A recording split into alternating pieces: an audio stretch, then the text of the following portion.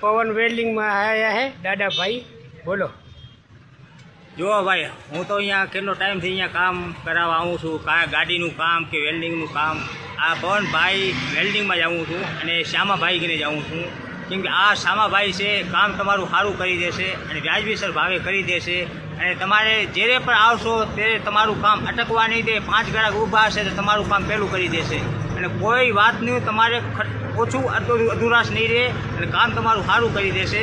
અને તમે જ્યારે પણ આવો તો પવન વેલ્ડિંગની મુલાકાત લેજો, શ્યામાભાઈની મુલાકાત લેજો.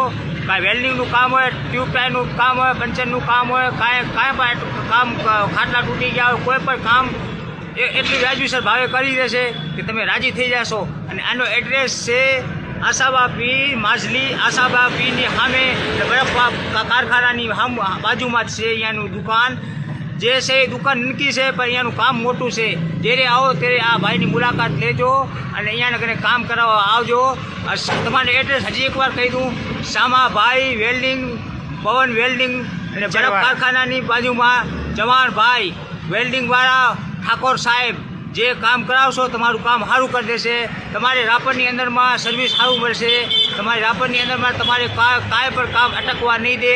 તમારું કામ 100% તમે કોઈ પણ કાંઈ કામ કરવા આવશો તમારું કામ કરીને જ દેશે.